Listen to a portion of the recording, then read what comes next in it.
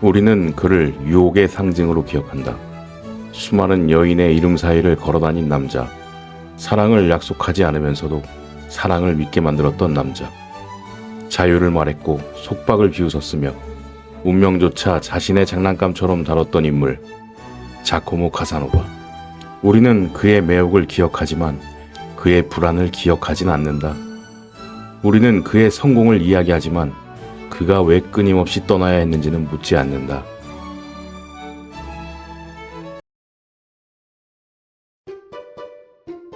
(1725년) 베네치아. 물 위에 세워진 도시. 예술과 권력, 쾌락과 신앙이 뒤엉켜 있던 곳. 낮에는 성당의 종소리가 울렸고 밤이 되면 촛불 아래에서 정치와 유혹이 동시에 오갔다. 카사노바는 이 도시에서 태어났다. 배우의 아들로. 귀족은 아니었지만 귀족의 언어를 배웠고 가난했지만 가난을 드러내지 않는 법을 익혔다. 그는 일찍부터 똑똑했다. 라틴어를 읽었고 철학을 이해했고 신학을 공부했다. 하지만 그가 진짜로 배운 것은 책 속의 문장이 아니었다. 사람의 시선, 침묵의 길이, 그리고 말이 아닌 것들.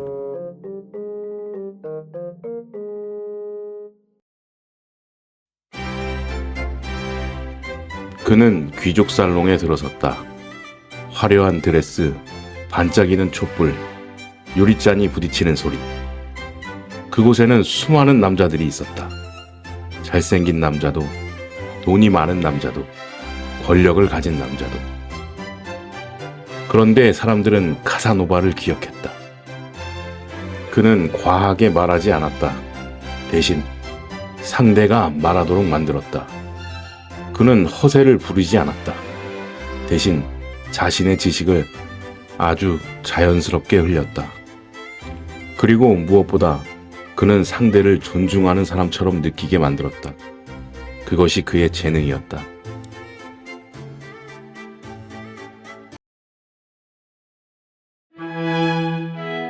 그는 사랑을 약속하지 않았다.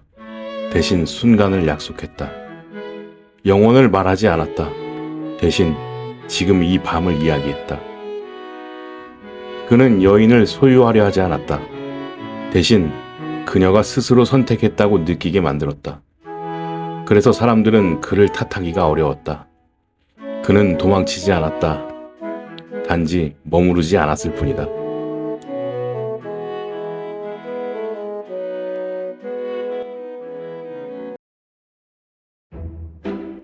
그는 가까이 다가섰다.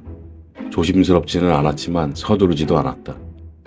손이 닿기 직전의 거리, 그 짧은 공백이 가장 위험한 순간이었다. 그는 그 침묵을 견딜 줄 알았다. 상대가 먼저 숨을 고르게 만드는 법을 알고 있었다. 지금 멈추지 않으면 누군가는 상처를 입을 수 있다는 걸 그는 알고 있었다. 하지만 그는 항상 멈추지 않았다.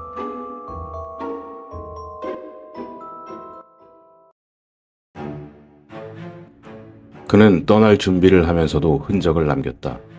잉크는 마르지 않았고 감정도 완전히 식지 않았다. 그러나 그의 마음은 이미 다른 문을 향해 있었다.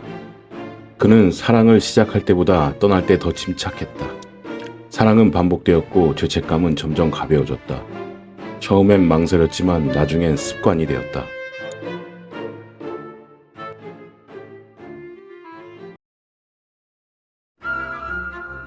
둘 이상의 시선이 동시에 그를 향했다. 그는 선택하지 않았다. 선택받는 자의 여유를 즐겼다. 질투는 그의 가장 좋은 무대였다. 누군가의 불안은 그의 매력을 더 또렷하게 만들었다.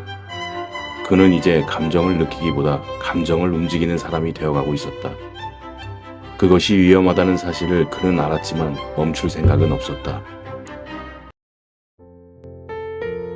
누군가는 창가에서 망설였다. 그러나 그는 이미 계산을 끝냈다. 편지를 읽은 그의 눈빛엔 따뜻함보다 확신이 먼저 있었다.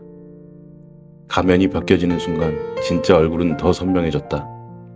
그는 자신이 상처를 남긴다는 사실을 알고 있었다. 그러나 상처는 언제나 나의 것이 아니었다. 손이 닿을 만큼 가까웠지만 마음은 이미 한 걸음 멀어져 있었다. 사랑은 깊어졌지만 신뢰는 얇아졌다. 그는 웃었고 누군가는 침묵했다.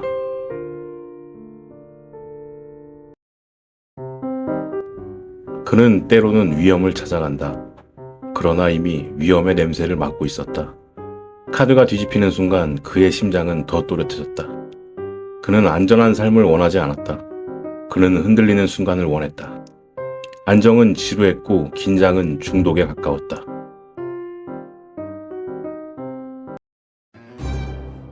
거울 속 얼굴은 여전히 아름다웠다. 그러나 눈빛은 예전보다 깊어졌다. 웃음은 이어졌고 다른 여자들과의 대화는 계속되었지만 그 안에 설명하기 어려운 긴장이 스며들기 시작했다. 그의 눈은 여전히 매혹적이었으나 아주 짧은 피로가 스며들기 시작한다. 그는 그 누구에게도 머무르지 못했다. 그 누구도 그를 완전히 붙잡지는 못했다. 와인은 조용히 흘렀고 무언가 조금씩 기울어지고 있었다. 달빛은 가려졌다. 그는 혼자 걷고 있었다. 중심에 서 있었지만 어디에도 속하지 않은 사람처럼. 소문은 천천히 쌓였고 시선은 점점 날카로워졌다. 촛불은 아직 꺼지지 않았지만 불꽃은 더 이상 안정적이지 않았다. 그리고 누군가는 그를 지켜보고 있었다.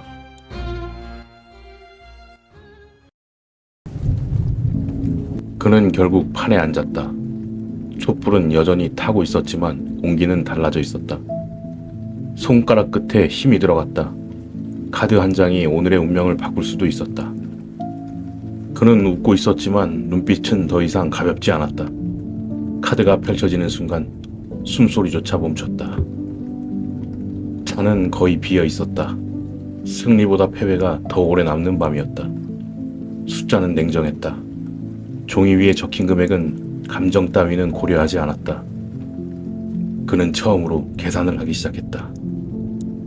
이 막대한 금액을 어떻게 할지 머릿속에서 계산을 시작했다. 누군가는 그를 걱정스럽게 바라보았다. 그러나 그는 그 시선을 오래 마주하지 않았다. 거울 속 얼굴은 여전히 매력적이었지만 피로는 감출 수 없었다. 그는 처음으로 스스로를 오래 바라보았다.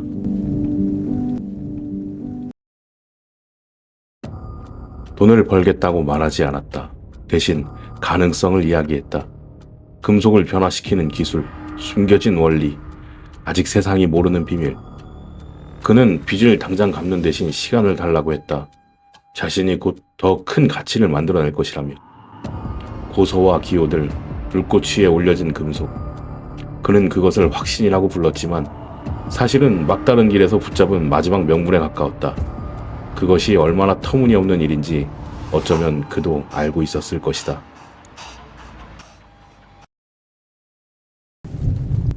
얼굴은 거칠어졌고 눈빛은 더 깊어졌다. 결국 그는 파산했다.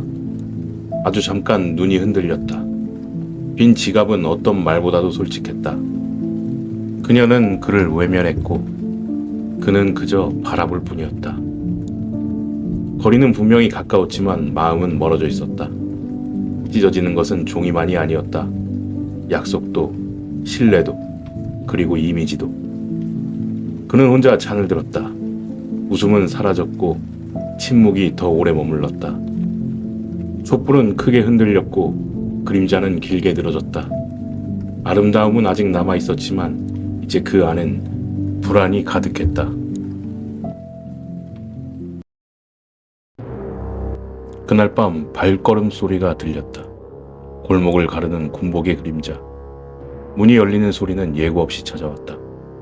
그는 놀랐다. 그러나 부정하지는 못했다. 팔을 붙잡히는 순간 처음으로 중심이 아닌 사람이 되었다. 그의 얼굴엔 분노가 스쳤고 눈빛은 날카로워졌다. 이제 매혹은 통하지 않았다. 차가운 석조복도, 무거운 문, 그리고 좁은 공간. 두 칼레 궁전의 다락감옥. 그는 갇혔다. 침묵은 길었고 공기는 답답했다. 그는 처음으로 아무것도 통제할 수 없는 공간에 놓여졌다.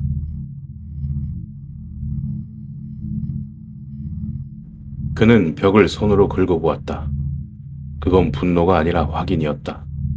그는 절망에 오래 머무는 사람이 아니었다. 감옥 안에서도 그는 계산을 시작했다. 아주 작은 금속 조각 하나. 가능성은 늘 작은 곳에서 시작됐다. 나무가루가 떨어졌다. 천장은 쉽게 열리지 않았다. 땀이 이마를 타고 흘렀다. 그러나 눈은 흔들리지 않았다. 그는 다시 살아남을 방법을 찾고 있었다. 빛이 아주 희미하게 들어왔다. 그 빛은 자유가 아니라 선택이었다.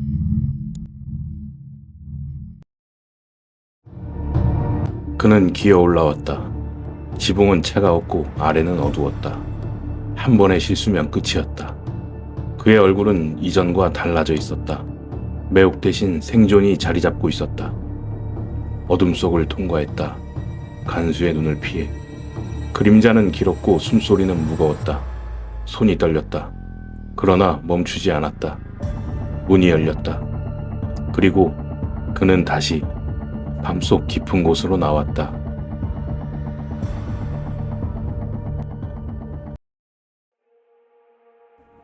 운하는 조용했고 열심히 나아갔다.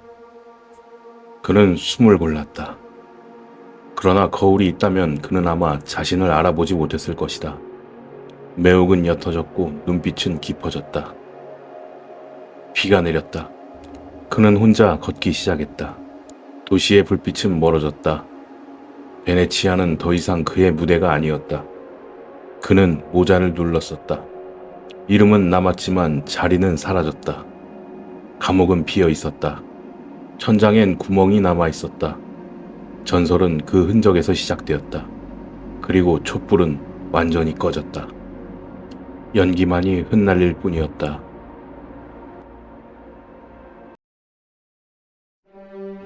베네치아를 떠난 뒤 그는 파리에 도착했다. 마차와 석조 건물, 공기는 더 차갑고 더 계산적이었다. 새로운 도시, 그러나 같은 이름. 낯선 여관 창가에 선 그는 잠시 말을 멈췄다. 수염은 정리되지 않았고 얼굴엔 피로가 남아 있었다. 도망은 끝났지만 정착은 아니었다. 그는 다시 살롱에 섰다. 토론은 이어졌고 사람들은 그의 말을 들었다. 그러나 의상은 덜 화려했고 시선은 예전만큼 오래 머물지 않았다. 눈 밑 그림자는 깊어졌고 피부는 거칠어졌다. 매혹은 남아 있었지만 생기는 줄어들고 있었다.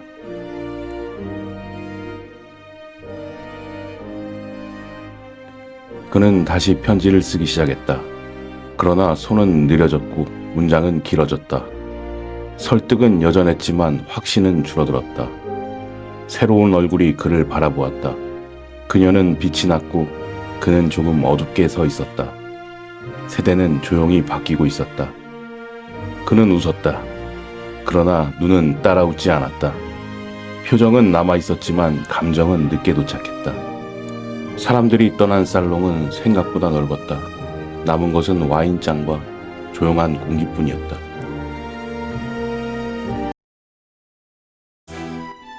그는 다시 테이블에 앉았다.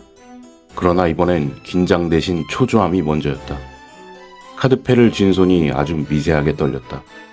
자신감은 아직 남아 있었지만 안정감은 아니었다. 숫자는 쌓이고 있었다. 그는 계산서를 오래 바라보았다. 빚은 조용히 그러나 분명히 늘어나고 있었다. 그는 다시 이동했다. 마차 안 창밖은 흐릿했다. 도시가 바뀌어도 비는 따라왔다. 런던의 비는 차가웠다. 그는 모자를 눌러쓰고 걸었다. 이름은 알려져 있었지만 나의 자리는 없었다. 여관방은 좁았고 화려함은 사라졌다. 그는 의자에 앉아 오래 움직이지 않았다. 거울은 솔직했다. 주름은 깊어졌고 눈빛은 피로를 숨기지 못했다.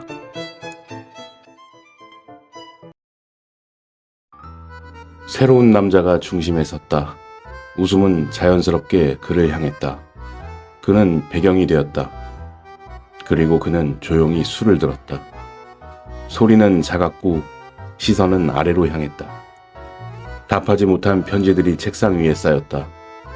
약속은 남았지만 관계는 사라졌다. 안개 낀 창밖을 오래 바라보았다. 도시들은 계속 움직였고 그는 멈춰 있었다.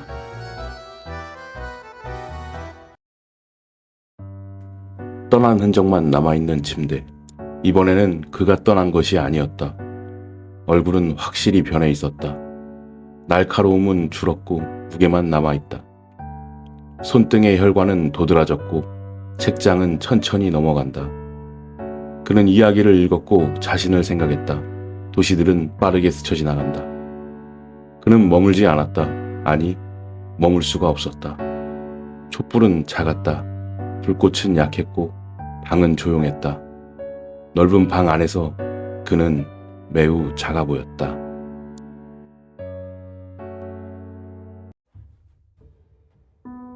화려함은 끝났고 그는 보헤미아의 외딴 성에 머물렀다. 숲은 조용했고 하늘은 흐렸다. 이곳엔 박수도 속삭임도 없었다. 긴 복도에 그림자가 드리웠다. 발소리는 작았고 공간은 넓었다. 그는 이제 중심이 아닌 한 사람일 뿐이었다. 머리카락은 휘어졌고 수염은 정돈되지 않았다. 피부는 창백했고 주름은 깊어졌다. 매혹은 기억 속에만 남아 있었다.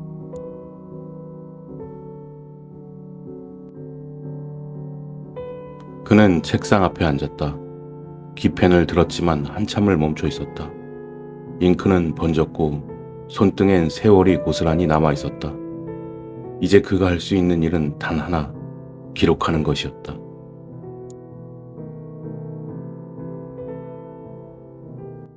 안개 낀 창밖을 바라보았다. 떠나온 도시들이 멀리 스쳐 지나갔다. 벽엔 젊은 시절의 초상화가 걸려 있었다. 빛나던 얼굴. 지금의 그는 그 인물을 조금 낯설게 바라보았다. 눈빛은 흐릿했지만 깊었다. 매혹은 사라졌고 대신 기억만이 남았다.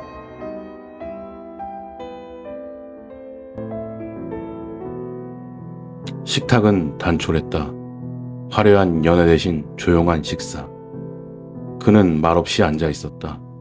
눈을 감고 웃음소리, 촛불, 카드, 그리고 이름들. 모든 것이 아주 잠시 스쳐 지나갔다. 촛불은 짧아졌고 불꽃은 약해졌다. 그러나 아직 꺼지지는 않았다.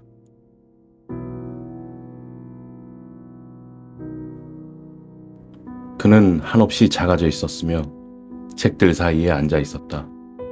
원고는 쌓여갔다. 화려했던 삶은 이제 종이 위에 정리되고 있었다. 거울 속 얼굴은 더 늙어 보였다. 그는 한참을 바라보다 고개를 돌렸다. 펜은 천천히 움직였다. 이제 서두를 이유가 없었다. 시간은 이미 그를 기다리고 있었다.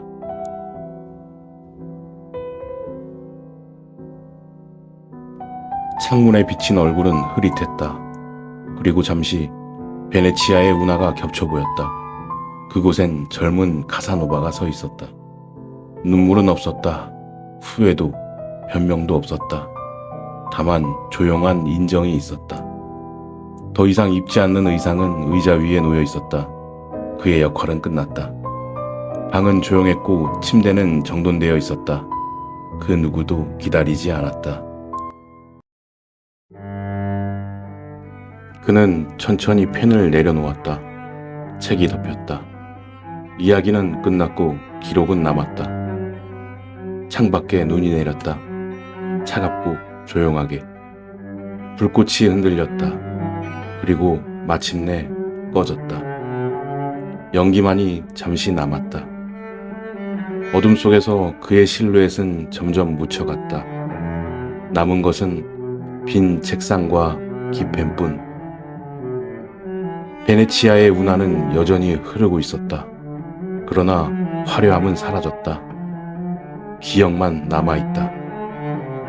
그는 진정 자유인이었을까? 아니면 끊임없이 도망친 남자였을까? 기록은 남아있다.